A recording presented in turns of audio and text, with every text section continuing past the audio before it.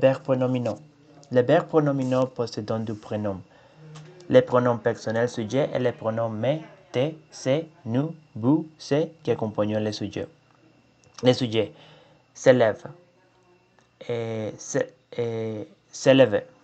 Je me lève, tu te lèves, il, elle se lève, nous nous levons, vous vous levez, il, elle se lèvent. À la forme négative, ne précède les pronoms et pas suivre le verbe. Je ne me lève pas. Si le verbe est un terme composé, les pronoms précèdent les auxiliaires. Je me suis levé. Si le verbe est un terme composé à la forme négative, ne précède. Je ne me suis pas. Et ne précède les pronoms et pas l'auxiliaire. Je ne me suis pas levé. À l'impératif affirmatif, te suis le verbe et devant toi. Lève-toi. Le participe passé accorde un genre et un nombre avec le sujet. Elle se lève tard.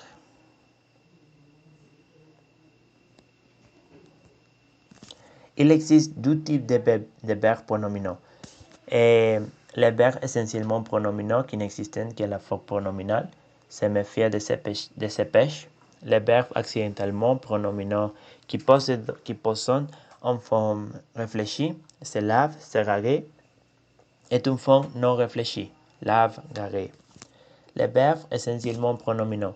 Les pronoms mais, te, c'est, nous, vous, c'est font partie intégrante de la forme verbale et n'ont aucune valeur de complément.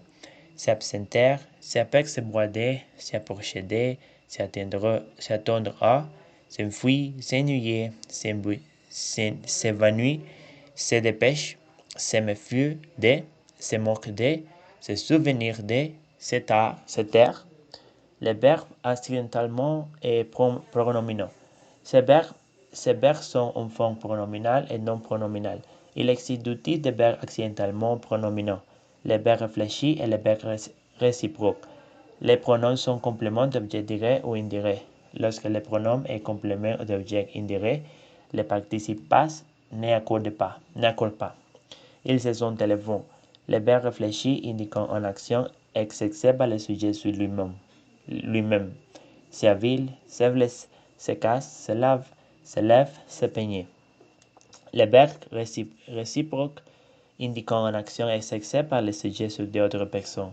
S'aider, se disputer, s'écrire, se reconnaître, se soutenir, se téléphoner. Ces verbes sont évidemment réciproques aux trois personnes du pluriel. Nous nous téléphonons, vous vous téléphonez, ils se téléphonent.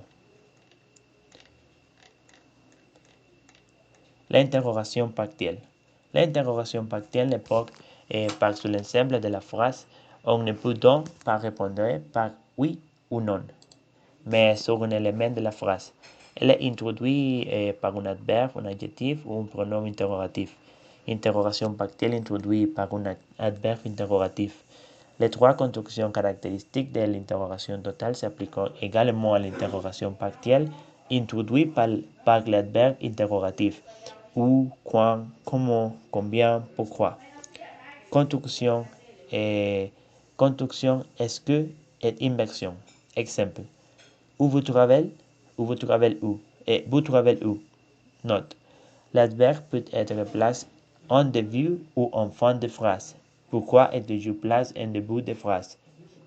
Est-ce que toujours place après l'adverbe interrogatif? Où travaillez-vous? L'adverbe interrogatif pourquoi est utilisé pour les questions, tandis que parce que pluriel ou h muet est utilisé pour les réponses. Pourquoi vous ne les visitez pas? Parce que nous ne les supportons pas. Interrogation partielle introduite par un adjectif interrogatif. Singulier, pluriel. Quel, masculin et féminin. Et pluriel, quel, quel. Quel modèle vous achètes? Quelle chemise est-ce que tu préfères? Et quel livre as-tu lu? Quelle lunette est-ce que tu as perdu? Interrogation partielle introduite par un pronom interrogatif. Compose, singulier et pluriel. Lequel? Laquelle? D'où seras-tu? Lequel veux-tu manger? Parmi ces trois voitures, laquelle consomme la plus d'essence? Lesquels de ceci dit toi déjà? Lesquels de ce revue de vous lire? Simple. Personne, sujet et complément de l'objet direct. Qui? Qui est-ce que, qui est-ce qui va venir? Qui est-ce que vous gêne? Qui est-ce que, qui tu raconte? Qui est-ce que tu racontes? Qui? Que faites-vous? Qu'est-ce que vous faites? C'est, il peut être un. Comme tous les verbes en français, le verbe être est toujours précédé d'un sujet. À la troisième personne du singulier, le sujet peut être c'est, il ou elle, et à la troisième personne du pluriel, c'est, il ou elle selon les cas.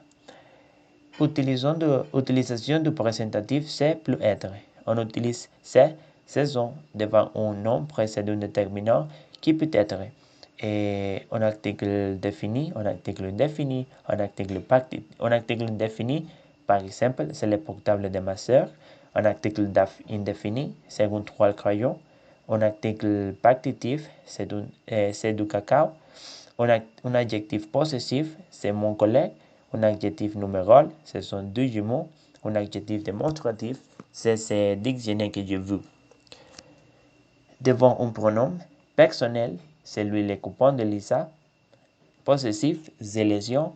Démonstratif, et c'est que je peux faire. Démonstratif neutre, et c'est ce qu'il voulait. Devant un nom propre, et c'est Maxime. C'est Monsieur Zimmerli. Devant un adjectif exprimant un commentaire. Les mains. C'est difficile. Et devant un adverbe, une préposition ou un indicateur de temps. C'est là-bas. C'est à gauche. C'est à gauche. C'est dimanche. Devant un infinitif précède notre infinitif. Vouloir, c'est pouvoir. Dans les périphrases, et pour mettre en évidence le sujet ou un complément. Mise en relief. C'est plus être, et plus pronom tonique, plus qui, que.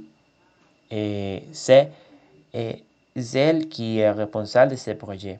C'est plus être, plus sujet ou complément, et plus qui, que. Et c'est Martin qui a dit ça. C'est un petit peu qu'il passe ses vacances. C'est il peut être deux. Utilisation du présentatif il peut être. On utilise il est, elle est devant un nom qui n'est pas déterminé, c'est-à-dire qui n'est pas précédé d'un déterminant, ou devant un adjectif pour indiquer la profession, il est informaticien, la nationalité, il est hollandais, l'état civil, il est mari, la religion, il est protestant. Si le sujet du verbe est au féminin ou au pluriel, ou pluriel, on utilise elle, il et elle. Elle est informaticien. Ils ont mari.